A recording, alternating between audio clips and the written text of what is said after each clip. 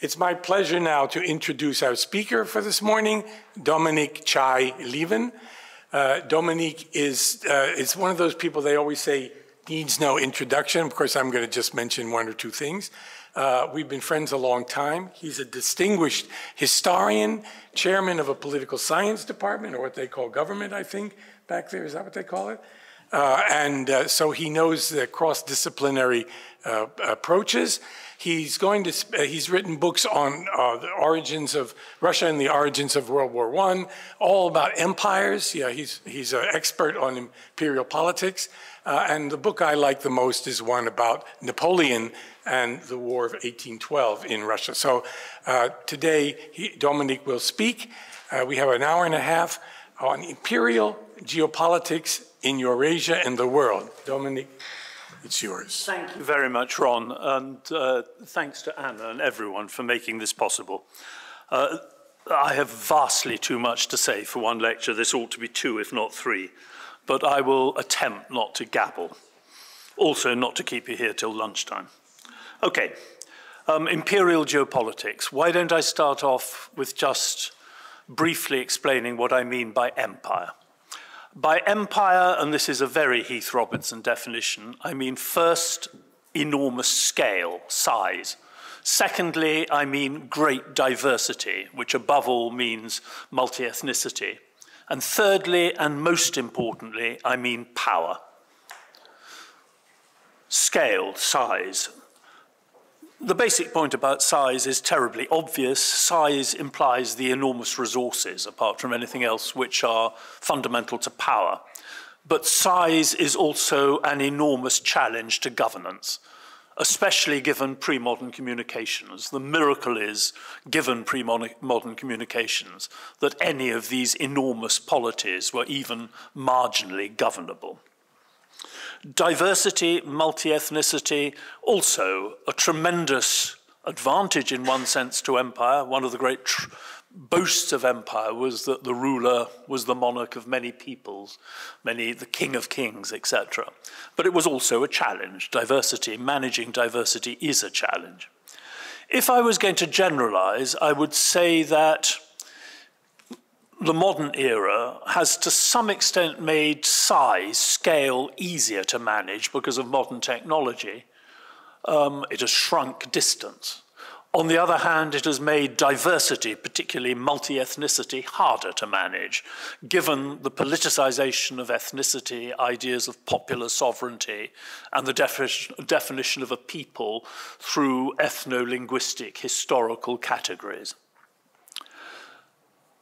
I think it would be fair to say that empires have always been extremely difficult to govern for obvious reasons. These are very complex polities and, with a multiplicity of potential challenges. But one of the things which made them more or less governable, often in the past, was that you were talking about very light touch government. Essentially, most empires, for most of the time, the rulers bothered about the top 2% of the population. Local populations were managed generally through the systems of coercion and patronage of local elites. Managing what you might describe as contemporary neo-empires, or mega-states, or super-states, as they're sometimes called, in the era of big government, in the era of, well, if you like democracy, at least democracy being on the surface the dominant ideology in the contemporary world, the one which even authoritarian regimes pay some lip service to. Given the challenges of modern government, given the demands of modern literate populations, is an absolute nightmare. There are very few countries which actually matter for the future of the planet. They are by definition superstates, neo-empires, and they are damn nearly ungovernable. Barack Obama's famous comment in one of the volumes of his memoirs, that if you were trying to govern a modern mega-state democracy, you basically could achieve nothing. The constraints were so great is very much to the point. That takes me on to my third, and from my perspective, most crucial element of my three-part definition of empire, which is power. It seems to me that unless a polity is, or at least was, of enormous importance to the international relations of a large part of the world, it's not worth describing as an empire. Now, by power, I absolutely do mean hard power, military power, economic power. The relationship between economic and military power is not self-evident. For 2,500 years, nomadic polities were usually, in military terms, superior to their sedentary neighbors. They were nevertheless, of course, in no sense economically superior. So one should not take for granted that across the whole of history and forever, military power is rooted in economic power. Even today, economic power does not translate automatically into effective military power. Nevertheless, the connection nowadays in the era of post-industrial revolution is very close. So these are the elements of hard power, and they are essential.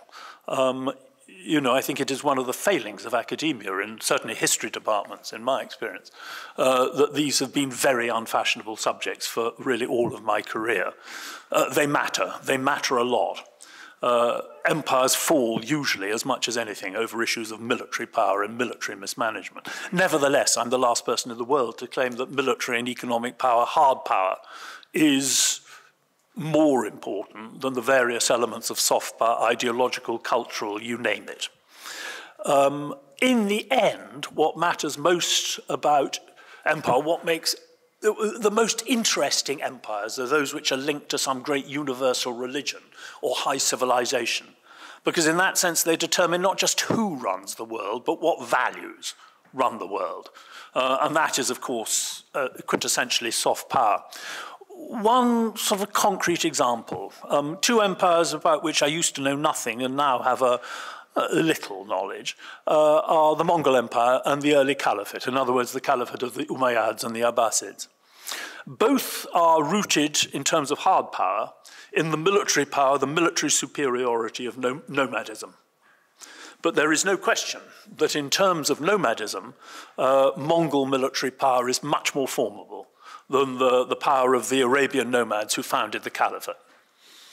On the other hand, if you're talking about soft power, and that above all means Islam, you are talking about the enormous power for mobilization, for unity, for purpose, all sorts of things, of this great universal religion of salvation. And of course, if you're thinking about the long-term impact of those two empires, then, unquestionably, and by 100 miles, it is the Caliphate which matters, because it is the foundation for the great Islamic world community, which is still a vital part of contemporary world culture, politics, you name it. If you're talking about imperial power, that, to me, actually subsumes geopolitics, geoeconomics, and geocultural power. That is what I mean by imperial power. These are the strands of imperial power. And of course, all these elements do tend to overlap. If you're talking about geoeconomic blocks, we're in a sense now back where we were in the late 19th century, in the era of high imperialism. We're talking about controlling regions of the world because they are markets, because they are sources of vital raw materials. We are talking about the race for technological superiority as we were then, in that era. But we're also, both looking into a future and making comparisons with modernity, and to a very, very distant past. In many ways, the most significant issue of all in the 21st century is likely to be water when it comes to geoeconomic blocks. It is very much to the point that the two most important polities in Asia, China and India, are both major water deficit countries. It is very much to the point that in terms of the challenge of climate change, China and India are the most important countries for the whole of mankind. It is very important indeed that the Chinese are sitting on the headwaters of most of the key rivers of South Asia and Southeast Asia. So these kind of issues, the past, the future, the present, are all intermingled. Culture, politics, geopolitics also. Again, if you're making long-term comparisons, one of the most important is that whereas 2,000 years ago, at either end of Eurasia, empire dominated, the Roman Empire in the west and the Han Empire in the east, whereas in the east, on the whole, empire has remained the predominant form of polity, in the west, multipolarity has dominated. And that has enormous implications for the whole, future of the world, geopolitics, you name it. And there are many, many reasons, which I don't have time to go in now, as to why empire should have predominated over the millennia in Eastern Eurasia and multipolarity in Western Eurasia. But in a sense, the most important geopolitical fact is an idea. The basic idea which emerged in the Warring States era and has taken root ever since, both as an intellectually hegemonic idea and through the experience of dynastic empire in China, is the basic conception, as far as I can see, which dominates Chinese thinking right the way down, that the only truly legitimate Chinese polity is one which includes the entire Chinese cultural space. So, the power of that idea to legitimize or delegitimize any government in mainland Eastern Eurasia is an idea, if you like, but it is also an absolutely crucial geopolitical fact. Okay, so that's the end of my first section. On to geopolitics in a narrower and I think in some ways academically more useful sense. I mean, geopolitics now, if you read it in the newspaper, basically just means hard power as exercised by big countries in big regions of the world. It's like, in the modern world, every change is a revolution, every mouse is a lion, etc. Geopolitics in a more precise meaning, the impact of geography on politics and policy, that's what I'm going to talk about now. And one particular aspect of that, the geopolitics of space, the geopolitics of scale. By that I mean both practical problems of governance and the ideological implications of space and scale. It's a goofy but not completely absurd generalization. It's the kind of thing I think of in the bath. To say that the contemporary competition between China and the United States is in some ways Plato against Aristotle. I mean, Aristotle believed not merely that democracy was the best form of government, indeed the only form of government in which a human being could be entirely human, exercise very definitely his potential. He also believed that if you were in a polity where there were a sufficient number of what we would describe as educated middle-class males, democracy was actually the only viable system of government. I mean, in his politics, he is in fact putting forward what was the Washington consensus of the 1990s and early 21st century, and in a sense, that the idea which underpinned the American conception that they would bring China into a democratic, American-dominated world simply by contributing to its modernization. On the other side is Plato, who fundamentally believed that the best government was governance by philosopher kings. Either, as he said, kings must become philosophers, or we must train a ruling class to be philosopher kings. Training a ruling class, in his sense, was an ethical training. It was a training in the arts of governance. It was, to some extent, a professional training as well. It seems to me that in history, the best embodiment of the Platonic ideal of the guardian rulers is the Confucian and Neo-Confucian Chinese bureaucracy. And it also seems to me that though Xi Jinping is a Leninist, he's far less of a Marxist than Lenin was. And actually, increasingly, what you have in China is a modernized version of the rule of the Neo-Confucian bureaucracy. Now, I suspect that Confucius would be a bit appalled by Xi Jinping, but probably not quite as appalled as Aristotle would be by the American electorate, but we can argue that way, both ways round. The basic point about Aristotle was that he believed that democracy was only viable in medium-sized city-states. He thought scale, larger scale, made democracy impossible. The problem about medium-sized city-states is that quite apart from the difficulties of managing stable democracy in any state, we have some awareness of that in our world.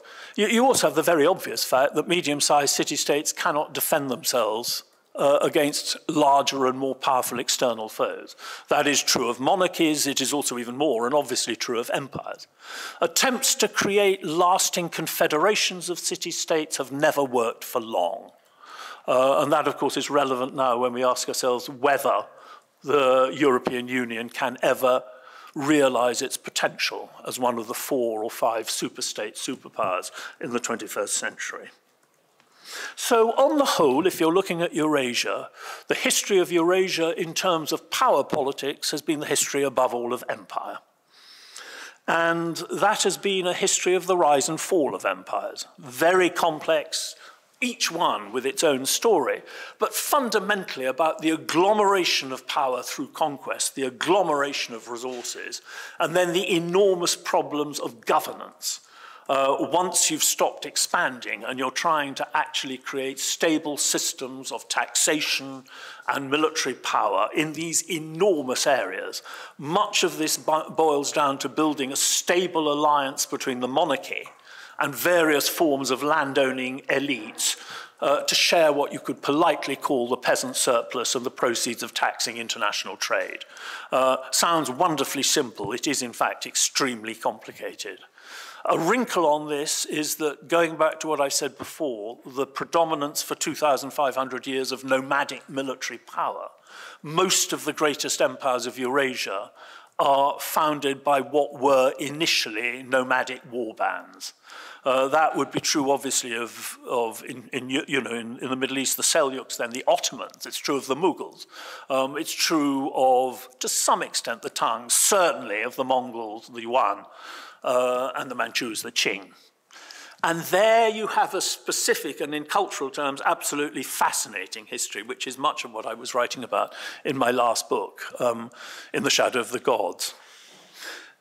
Europe is the exception. Europe, by which I mean Latin Europe, sometimes called Western Europe. Partly because it is, for various reasons, beyond the range of the nomad. And therefore, it evolves its own specific political, cultural tradition, as indeed does Japan, also just off the edge of nomad, beyond the range of nomads in Eastern Eurasia.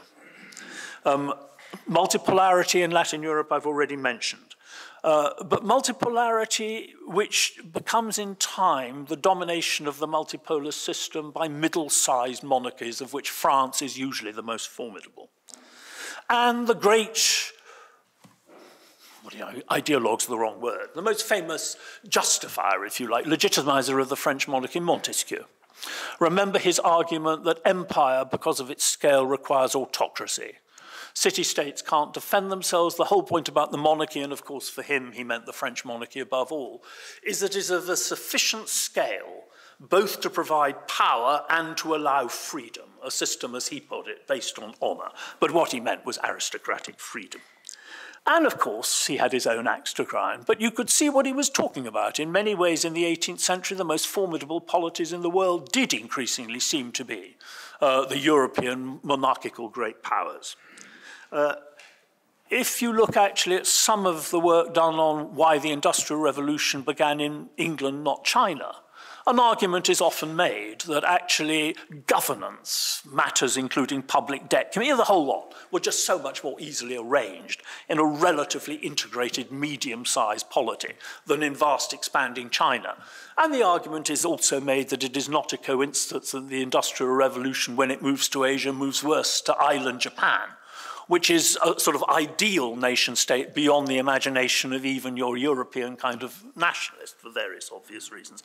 Look at the way in which, when Prussia conquers Silesia, which the Austrian Habsburgs had been governing, it gets 3 times the revenue without raising taxation. It's just easier with pre-modern communications in general to manage medium-sized rather than vast imperial polities. And I could go on and on and on about this. Therefore, for various reasons, the European medium-sized monarchy looks a pretty formidable power political factor, but also one which can combine power and freedom. And the English, become the supreme model of this.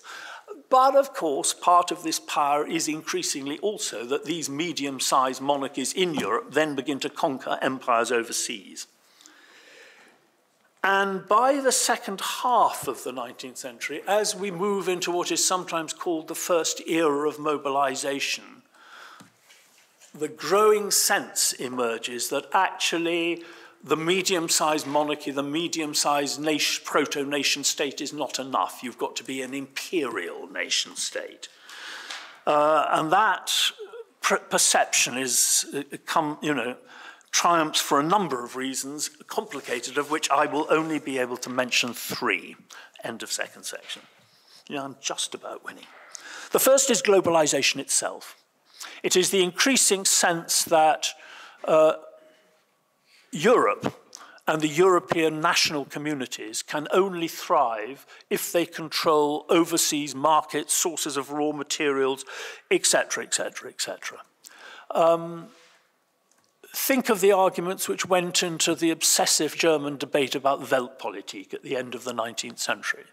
The argument, for instance, that whereas in 1830 Germany had been largely self-sufficient as regards food, it drew most of the raw materials it needed from within its own borders, now German prosperity demanded conquering markets in South America, getting raw materials in from here, across the world, etc., etc., etc. The argument which was behind, for instance, the construction of the High Seas Fleet, an essential defense of Germany's overseas commercial, financial, manufacturing interests, whose defense was essential to the prosperity and future of the German people. And this also becomes, by the late 19th century, a competition, as it said, to plant your flag. Since a number of great powers are competing to control the globe, the amount of, in inverted commas, free space is shrinking. Get your flag over a territory now before someone else pinches it, not least because you don't know whether or not that territory is going to be valuable. Technology is changing with such speed that what looks like a swamp today may actually turn out to be a very important source of raw materials tomorrow. The classic example of this is the British in southern Africa. In the 1870s and 80s, they let the Boer farmers, Dutch farmers of the Cape, wander into what is now the Orange Free State and Transvaal. Who gives a damn? These peasants are a nuisance. They're wandering off, and they're going to farm. Then, of course, you discover they've wandered off into what is the richest treasure trove of gold and diamonds in the world. And having let these people go, the British then fight a very nasty and very expensive war in 1899 to 1902 to bring them back into the empire. Partly because they know damn well that if these states become truly independent, just as Germany is beginning to push itself into Africa, the whole British position in southern Africa may come unstuck.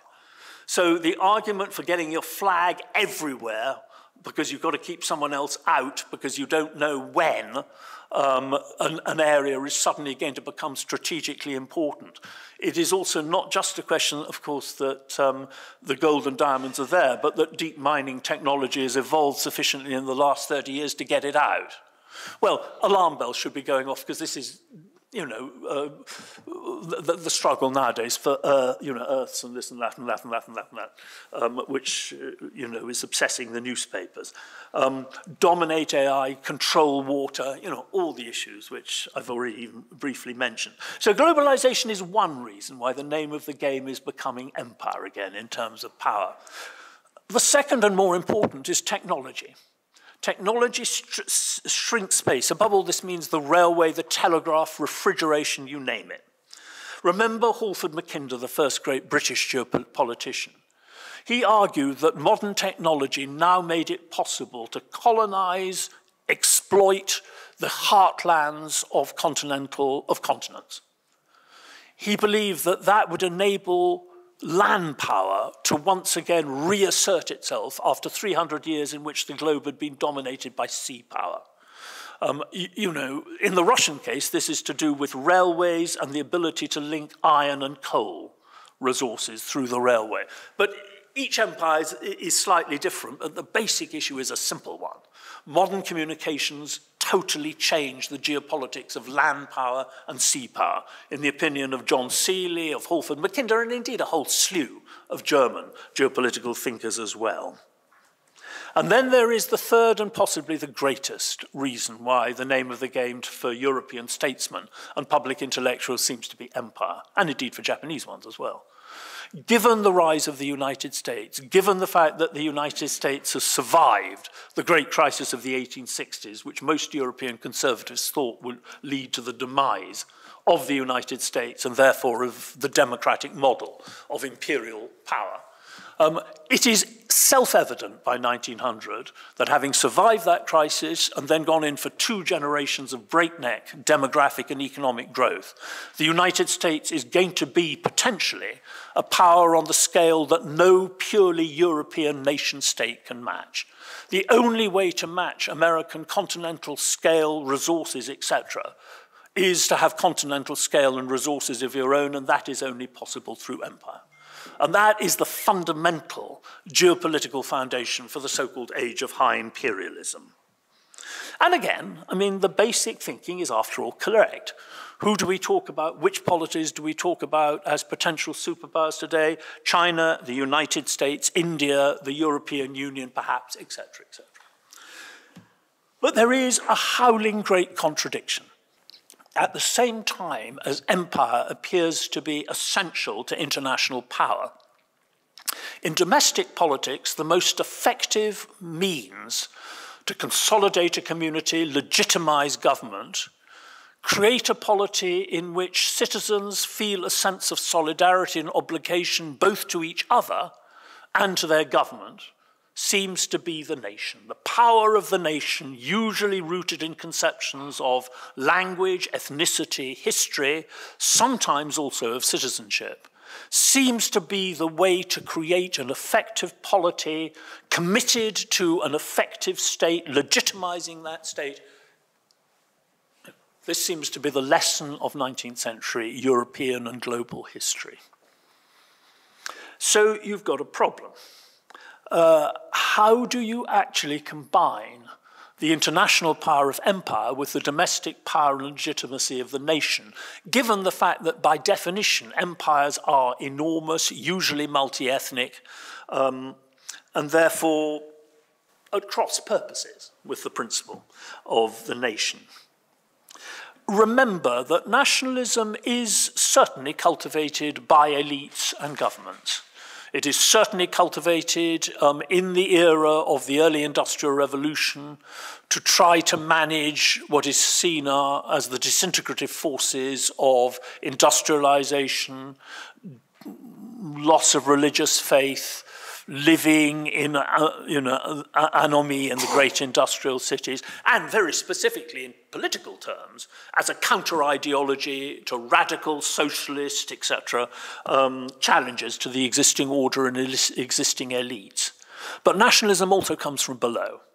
It seems to offer to many people an alternative to religion, or maybe an addition to religion in the case of populations where religion and the nation are easily aligned, Poland, Ireland, you name it.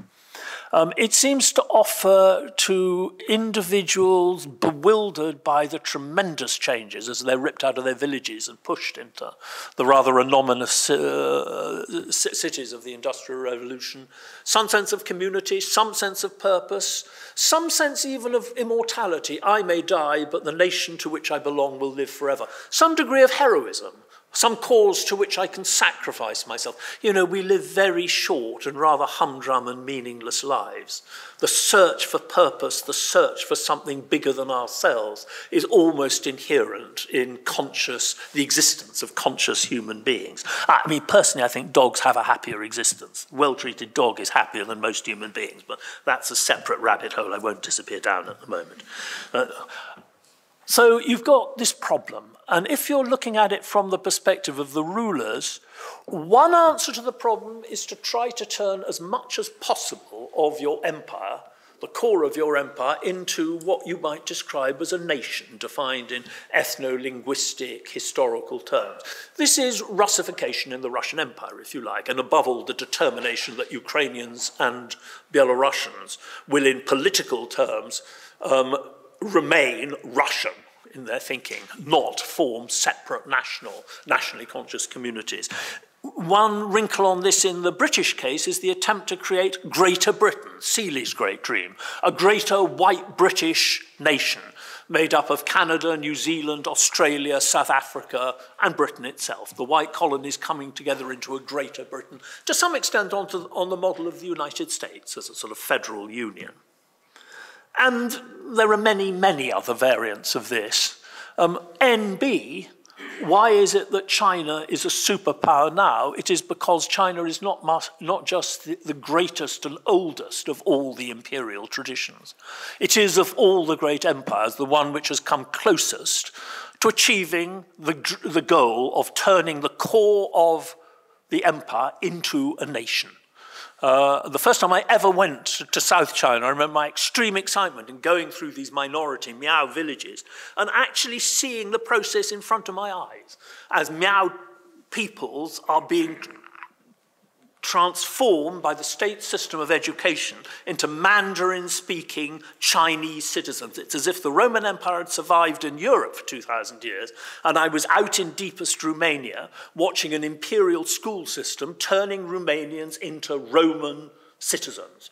Wonderful stuff, fascinating, but the source in many ways of Chinese power and legitimacy. An alternative vision was to try and either preserve or create some sort of supranational identity vision which would consolidate a community. And that, after all, to some extent is what the last viable Sultan of the Ottoman Empire, Abdul Hamid II, is attempting to do through his pushing of the Caliphate and Islam. He is correct in believing that actually once you're shedding Christians, which seemed inevitable, and once you're ruling over Turks, Kurds, and Arabs, the only way out is to appeal to some supranational religious universal identity, which is what he's trying to do. Not, it has to be said, very effectively and extremely brutally, but still, of course, by far the grandest and most exciting attempt to counter nationalism by creating some great supranational identity is the attempt to create a modern, effective, socialist modernity, which will have all the advantages of modernity, but will be fairer, et cetera, which is the Soviet Union. This is the webs, we've seen the new civilization and it works. And it's exciting. I won't go say anything more about it now. But I've already mentioned China. You can see just how this sort of basic issue of trying to combine empire and nation resonates when you think of the contemporary United States and its challenges, or the challenges facing the European Union. One of the most obvious challenges, and this again is to go into a slightly different section of the talk, is precisely the issue of minority nationalism. It's all very well when you're the ruler of an empire trying to consolidate as much as possible of the core into a single nation. And if you're a Russian leader in 1900, you may still be relatively optimistic that you can do that. When it comes to Belarusians and Ukrainians, you will be harder pressed to believe that you're ever going to turn Poles or maybe even German minorities into willing subjects of the Russian Tsar. So you have the issue of minority nationalism. And of course, minority, once you're talking about the European overseas empires, it's not minority nationalism. It's the nationalism of the great majority of the populations over whom you rule. And much of 20th century history is the struggle between variants of empire and variants of nationalism. My personal obsession, on which I've written 2 books, is the First World War. And one of the reasons I am a great insomniac is that I sometimes believe right now that I'm living in the winter of 1913-14. There are ominous, ominous echoes. So I'll take you back to this foundational crisis of the First World War, of the 20th century, which is the First World War, and initially look at it through the prism of empire against nation. Again, as I say, I've written 1,000 pages on this twice or whatever, so and I'm now going to sum it up in 2 minutes. But still, you probably know that the immediate run-up to the war, the so-called Balkan Wars of 1912 to 13, which establish or expand independent Christian nation-states in the Balkans at the expense of the Ottoman Empire. From the perspective of the rulers in Vienna, this is an immediate challenge to them, both ideological and geopolitical. not least because the two biggest winners of the Balkan Wars, the Serbs and the Romanians, both have big minorities within the Austro-Hungarian Empire, which the Serbian and Romanian governments and Serbian-Romanian nationalists see as their future territory. And the Austrian monarchy is facing increasing problems managing the issue of multi-ethnicity at home. So already it's all there in the documents. You know, if you look, it takes you the patience to read something like 10,000 pages or 8,000 pages of Austro-Hungarian documents. But it's all there. In September 1913, the Austro-Hungarian Council of Ministers, Joint Council, says, look, we must take the first opportunity excuse to destroy Serbia as an independent power. They've made that decision then. You can trace it. The assassination at Sarajevo is the excuse, and they go for it. You know, that's the first origins of the First World War summed up in 2 sentences. The point to note, though, is that at exactly the moment when the battle between nationalism and empire is just about to tip the whole of Europe over into catastrophe, the same challenge in the form of the Irish question is paralysing British politics and looking as if it is going to bring on a civil war in Ireland. And then I think it is also worth comparing what happens in 1914 and 1956. It seems to me that the Suez Crisis is in many ways the Austrian moment, the 1914 moment of the British and French empires. You have British and French imperial elites reacting to geopolitical decline and rising nationalist challenges with a very Austrian combination of arrogance, panic, and miscalculation. And the main difference has got nothing to do with democracy in Paris or London. It has to do with the fact that in 1956, Big Brother in Washington says no and imposes that decision on London and therefore Paris. In 1914, Big Brother in Berlin doesn't just say yes, but actually, if anything, gives the Austrians a push. And so, what I've been talking about so far is what I see as the first of the 2 great structural reasons for the First World War, which is empire and nation. And what I'm going to talk about now, briefly, is the second, which is realpolitik and balance of power. Why did the Germans say yes? Why did they give the Austrians a push? And so just to make you happy, I'm going to race back 2,000 years to try and put this into context in, again, 2 sentences. You know, the basic point since the fall of the Roman Empire and since the rise of Islam is that Latin Europe has been very much number 3, if that, in the scale of civilization and power, with the Chinese and the Islamic world competing for the top position, the Chinese usually number 1. The basic point about Western Europe is that it's hemmed in. It's got the steppe nomads to the east and Islam to the south. It's boxed in. Then you have the explosion of Europe into that greatest of all highways, greater than the highway of the steppe, the great Eurasian plain, which is the ocean. And it is the fact that Western Europe takes over the whole new world, grabs its resources and uses them to expand its own power, which transforms global geopolitics. Hitherto, Europe, Latin Europe, had got very little it could offer to Indians, Chinese, and the peoples, the more sophisticated peoples of Asia. Firstly with American silver, and then with other colonial goods, Europe finally has something to offer. That is to simplify things dramatically, but I think it's the basic truth.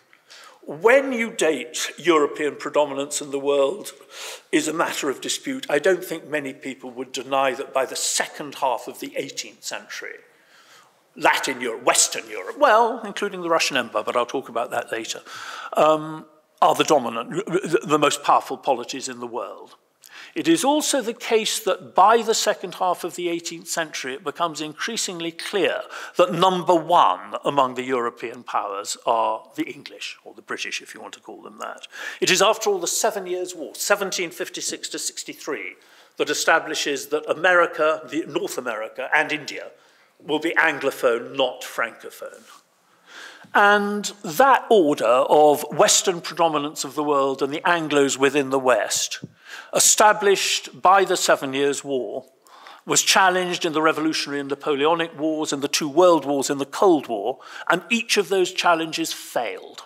And the most basic reality of the world we live in now is that we face another major challenge right under our noses.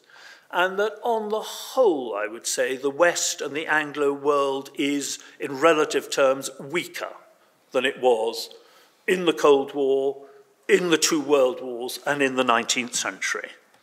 The margin of power is much less.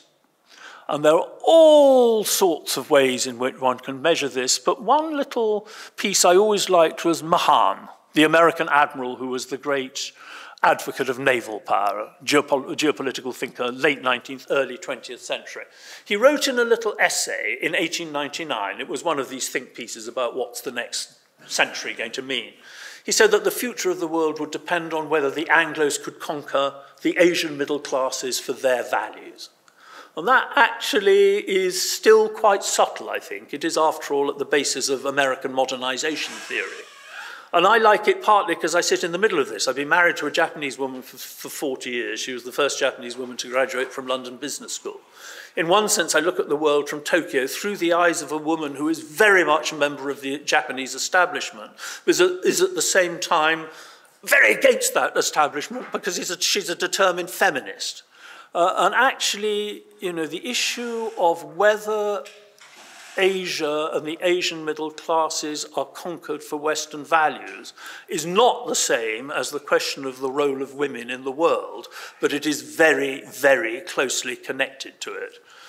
Because this is both one of the most contentious issues in cultural and ideological terms, and is absolutely fundamental, the role of women to the power of states, not just in political, but also in geopolitical terms.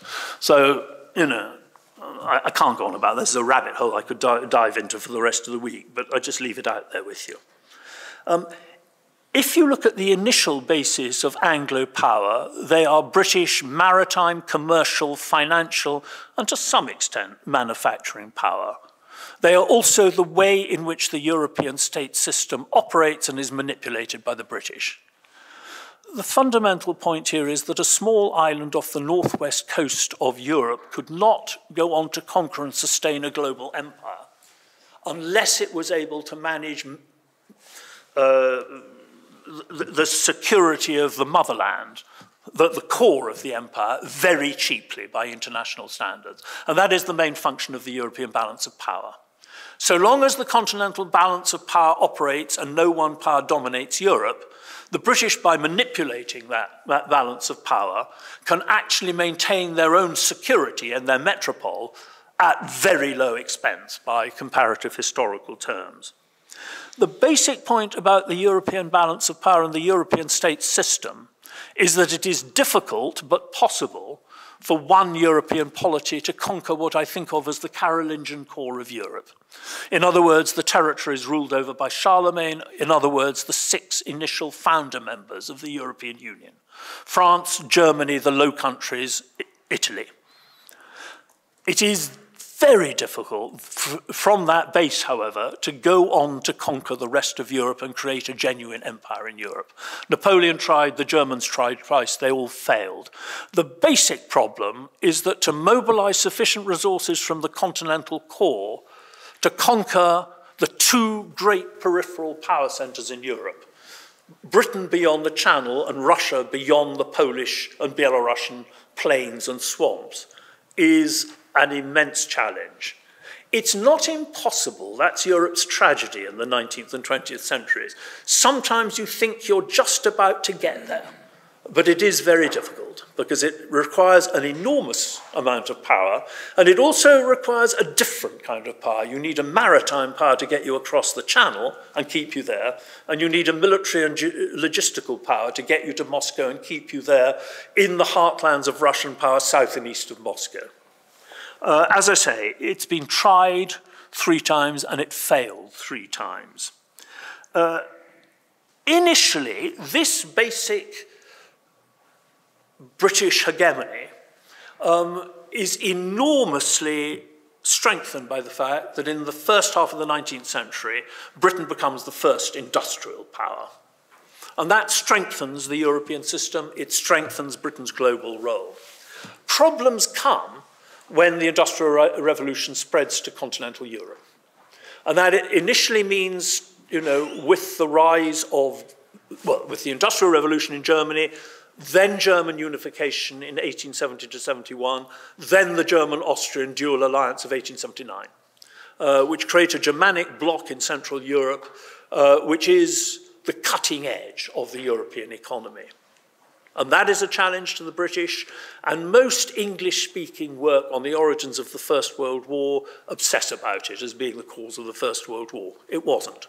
It wasn't. The Germans start the First World War because what they see is the Industrial Revolution spreading to Russia, Russia being the only European economy whose share of global GDP is growing despite, of course, the enormous growth of American GDP.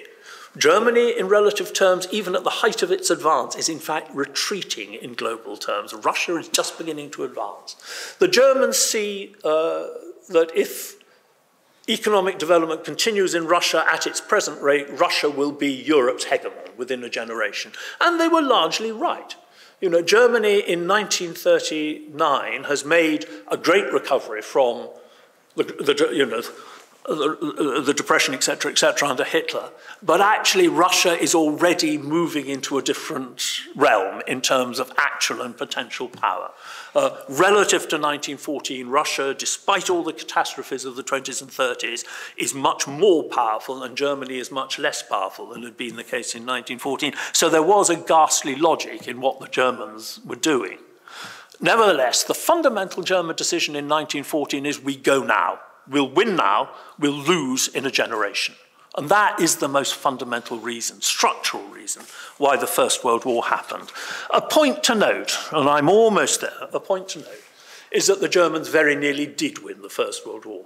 If the Germans had not brought the United States into the war unnecessarily in early 1917, just as the Russian Revolution was about to take Russia out, the Germans would have won the First World War, probably.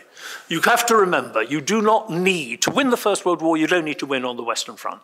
All you need is stalemate on the Western Front and Brest-Litovsk, the Treaty of Brest-Litovsk in the east. If Russia, as was the case at Brest-Litovsk, ceases to be an empire, ceases to be a great power, if the borderlands of the Russian Empire, and above all Ukraine, become German satellites, then Germany is the dominant power in East Central Europe, which means that it is the predominant power on the whole European continent. That was within the Germans' grasp. There is no way that the English and French on their own are going to defeat Germany without Russia and without the United States. Britain was increasingly financially completely dependent on the United States, and there was a big issue coming up as to whether they were going to be able to go on financing the war. The French army mutinies, the Russian army disintegrates, the Italian army is defeated at Caporetto. The Germans have it in their hands to achieve victory in the First World War. But they bring in the Americans, and that's it.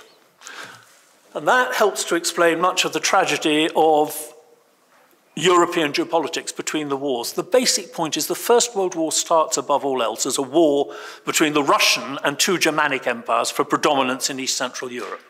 Nobody could have predicted that as a result of the war, all three empires would be defeated. The Versailles Treaty and the Versailles Order are constructed against Germany and against Russia. You cannot have a stable European order constructed against the two latently most powerful peoples on the continent and states on the continent. Of course, it is also the case that the Americans did not help one bit. Firstly, by intervening decisively in Europe. Actually, I think the isolationists had a good case in the First World War. I would be slow to say that loudly, given the implications for contemporary American politics, but I think they did. But certainly, it was a disaster that the Americans determined the fate of Europe in the First World War by massive intervention. Their power underpinned the Versailles Order, and then they withdrew almost completely. That, combined with the fact that the order is created against Germany and against Russia, makes a Second World War probable. Not certain, but probable. So that's all I'm going to say about history, and I'm going to leave you with just 2 comments about the relevance to now. Rather interestingly, in 1909, at that time, the Russians, of course, are obsessed with the German threat. But they are also beginning to worry hard about China. And many Russian intellectuals, public intellectuals, are beginning to think that in the long run, China will be the greatest threat to Russia's position in Eurasia.